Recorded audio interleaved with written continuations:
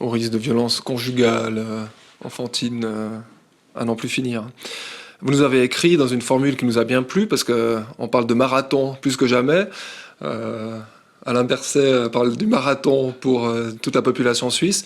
Jean-Dominique Michel était dans un marathon d'écriture. Prochain livre, vous nous avez écrit que ça s'appellera Covid. Est-ce qu'il révèle de notre société? C'est quoi le titre? On peut le trouver quand, et où, et comment? Alors il sortira mercredi prochain, 29 avril, en version électronique, après en version papier évidemment quand les librairies rouvriront. Le titre c'est Covid-19, anatomie d'une crise sanitaire. J'avais en fait proposé anatomie d'un désastre, ce qui me semblerait plus juste, mais voilà, mon éditeur a fait un choix autre et peut-être qu'effectivement c'est plus facile pour les gens de s'intéresser. J'y développe tout ce qu'on a évoqué aujourd'hui. Alors souvent le reproche qui m'est fait, et il est légitime, c'est que dans les entretiens, je balance un peu les choses comme ça, comme si jamais c'était des raccourcis ou des opinions personnelles, alors qu'en fait c'est étayé sur des centaines de recherches scientifiques, avec évidemment toute une méthodologie, un parcours derrière. Donc pour les gens, soit qui trouvent que je dis n'importe quoi, soit ceux qui au contraire trouvent mes propos raisonnables et ont envie de voir d'où ils sont issus, il y a des centaines de références scientifiques. Et de nouveau, je veux dire, moi je veux bien qu'on conteste mes analyses, mais sur mes analyses. Donc s'il y a des gens qui disent, ce que vous dites qu'il y a 4 morts pour million d'habitants en Corée du Sud, c'est pas vrai, qu'ils viennent en face et qu'on en parle. Pour l'instant, ce que je vois, c'est plutôt de l'anathème. C'est un anthropologue, il ne sait pas de quoi il parle, il s'est intéressé au chamanisme. Alors que tous les anthropologues au monde s'intéressent au chamanisme. Donc ces espèces de disqualifications comme ça a priori. Mais je pense qu'ils tiennent plus au fait que ce que j'apporte est tellement différent de ce que les gens ont l'habitude d'entendre et qu'ils en sont venus à croire, que ça a forcément quelque chose de choquant. Comment ose-t-il dire ça alors qu'il y a des gens qui meurent ? Alors que ce que toute la démarche scientifique que vous trouverez dans le livre montre, c'est que les gens meurent parce qu'on fait ça, pas à cause du virus. Les références du livre qui sort mercredi seront sur le site, sur les sites atelier.ch et fusis.ch. Question personnelle, un peu qui résonne avec mon travail. Dans le premier de nos articles de la crise, on a rappelé que le virus le mot virus venait du latin, virus, qui veut dire toutes sortes, qui signifie toutes sortes de sécrétions, bonnes ou mauvaises, aussi mystérieuses les unes que les autres, des forces cachées qui garantissent un certain équilibre dans la nature. Est-ce que vous seriez d'accord de dire qu'on peut avoir une telle lecture du coronavirus et que peut-être qu'on a manqué le coche? Alors peut-être, effectivement, la question philosophiquement et scientifiquement est passionnante, parce qu'en fait, un virus n'est pas un être vivant. C'est un brin de protéines qui semble malgré tout doté d'un projet, vu qu'il sait se diffuser comme nul autre. On parle même sur Internet d'informations virales, donc c'est un potentiel de diffusion, et avec une économie très particulière qu'il ne peut se dupliquer qu'en tirant profit des mécanismes naturels de la cellule humaine. Donc c'est très mystérieux et c'est très intriguant. En microbiologie, il y a eu une évolution majeure qui s'est faite cette dernière décennie, qui a été de comprendre que nous avions besoin des microbes, et notamment de vivre en bonne intelligence avec eux. Depuis Pasteur, on était plutôt dans la logique que les microbes c'est dangereux, qu'on est entouré de dangers, et qu'il faut lutter contre, donc stériliser. D'où la société hygiéniste. Hygiéniste. Et les antibiotiques, Dieu merci, qui permettent de détruire certaines bactéries.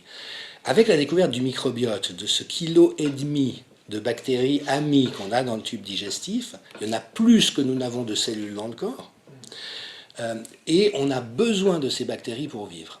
Sans elles, on ne peut pas digérer certains aliments, on n'a pas d'immunité, on n'a pas certains neurotransmetteurs. La sérotonine semblerait produite à hauteur de 90% par certaines bactéries, et puis que la population de notre microbiote reflète notre état de santé et notre exposition notamment à des facteurs toxiques. Donc si vous bouffez mal en permanence, que vous êtes exposé à des pesticides et que vous êtes super stressé et que vous ne faites pas d'athlétisme, vous allez avoir, excusez-moi, un microbiote de merde.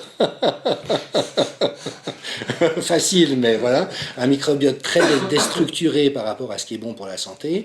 Alors que si au contraire vous vous nourrissez essentiellement de produits végétaux de qualité, non altérés et non empoisonnés, avec quelques compléments protéiques et autres, vous allez avoir un microbiote d'enfer qui va vous permettre de courir comme une bête pendant des dizaines de kilomètres et d'être en bonne santé. Ma dernière question sérieuse était de savoir qu'est-ce qu'on doit faire. Vous venez de donner la réponse. Mais c'est ça. Et donc ce microbiote, cette collaboration avec les bactéries est essentielle à notre santé. Donc déjà, ça change notre relation au monde invisible, au monde tout petit biologique. Mais il y a aussi beaucoup de questions aujourd'hui autour du virome.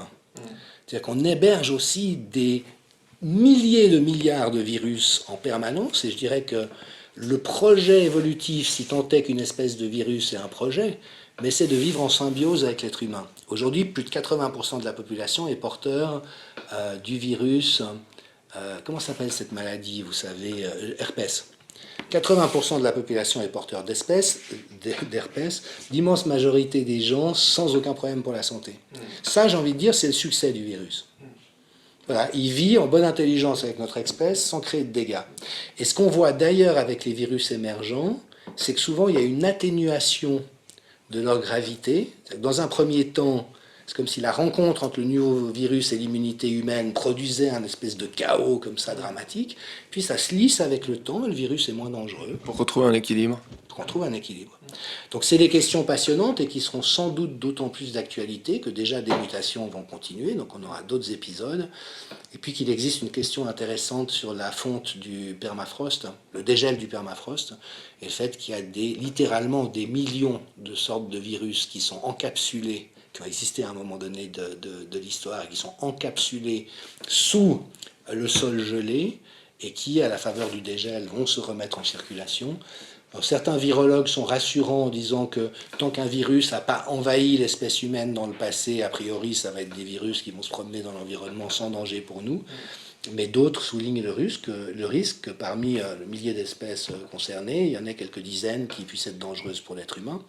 Et c'est vrai que dans le passé, des épidémies comme je sais pas, la variole, etc., dans le Nouveau Monde, quand les explorateurs et les colons sont arrivés, les populations amérindiennes n'avaient pas d'immunité et il y a pu avoir littéralement des populations décimées à cause de ça.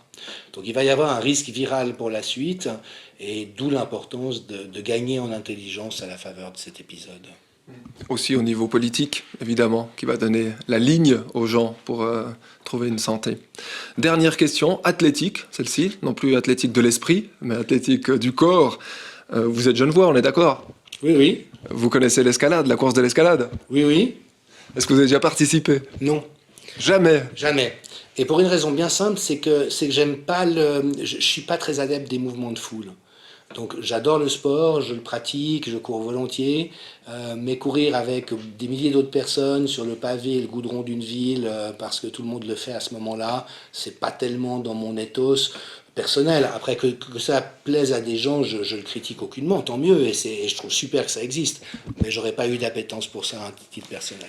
Est-ce que vous savez qu'il y a 2 stars genevoises de la course à pied? 2 stars genevoises de la course à pied?